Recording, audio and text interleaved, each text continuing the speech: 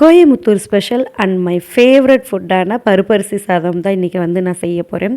So ரொம்பவே சிம்பிளாக சூப்பராக வந்து இருக்கும். கண்டிப்பாக உங்கள் வீட்டில் வந்து ட்ரை பண்ணி பாருங்கள். இதுக்கு குக்கரில் ஒரு 2 டேபிள் ஸ்பூன் அளவுக்கு ஆயில் விட்டுட்டு எண்ணெய் வந்து கொஞ்சம் தாராளமாகவே விட்டுக்கோங்க. கொஞ்சமாக ஜீரகம், கொஞ்சம் கடுகு, 2 பச்சை மிளகா, கொஞ்சம் கருவேப்பிலை, அப்புறம் ஒரு 20 போல் வந்துட்டு சின்ன வெங்காயம் வந்து சேர்த்துக்கோங்க. இல்லை அப்படின்னா நீங்கள் பெரிய வெங்காயத்தை வந்து நீளமாக இந்த பிரியாணிக்கு சேர்க்குற மாதிரி வந்து நீங்கள் சேர்த்துட்டிங்கன்னா டேஸ்ட்டு ரொம்பவே சூப்பராக இருக்கும். அண்ட் அது கூடவே 2 தக்காளி வதங்கிறதுக்கு தேவையான கொஞ்சமாக உப்பு போட்டு நல்லா மசிய வந்து வேக வச்சுக்கலாம்.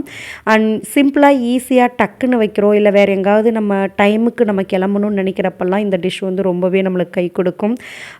எனக்கு பொறுத்த வரைக்கும் பருப்பரிசி சாதம் அப்படிங்கிறது லைட்டாக குழஞ்சிருக்கிறது தான் எனக்கு ரொம்ப பிடிக்கும்.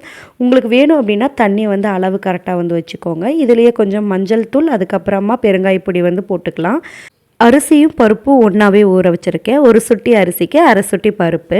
ஸோ இதுக்கு வந்து நான் 3 தண்ணி வைக்கணும். 1க்கு 2ங்கிற மாதிரி தண்ணி கணக்கில் 3 வைக்கணும். நான் 4 வந்து சேர்த்து வச்சுருக்கேன். அரிசி எல்லாமே போட்டு அளவு தண்ணி ஊற்றுனதுக்கு அப்புறமா நல்லா கொதி வரும்போது 1லேருந்து 1.5 ஸ்பூன் வரைக்கும் வந்துட்டு சாம்பார் தூள் வந்து போட்டுக்கோங்க.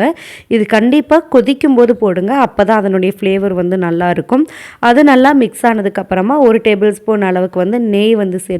அந்த நெய் வந்து நல்லா உருகி வர்ற அளவுக்கு சூடு வந்து ஆனதுக்கப்புறமா கொதி வந்து வந்ததுக்கப்புறமா வந்து விசில் வந்து நம்ம போட்டு வச்சிட்டோம் அப்படின்னா ஒரு 3 விசில் அப்படிங்கிறது விட்டு அதுக்கப்புறம் ஆஃப் பண்ணோன்னா நல்லா குழஞ்சி வந்து சாப்பாடு சூப்பராக வந்து ரெடியாக இருக்கும்.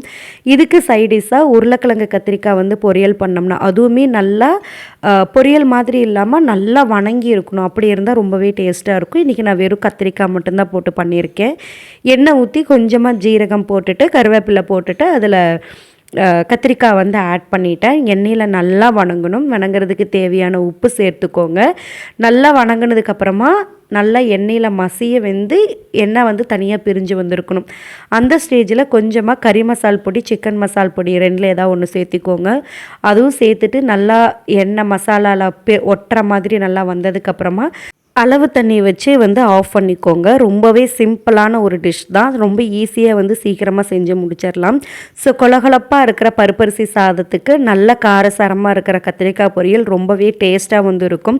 அதே மாதிரி மாங்காய் ஊறுகாய், பூண்டு ஊறுகாவும் வந்து சூப்பரான காம்பினேஷனில் வந்து இருக்கும். மழை டைம்லையெல்லாம் வந்து செய்கிறதுக்கு ரொம்பவே ஈஸியாக இருக்கும்.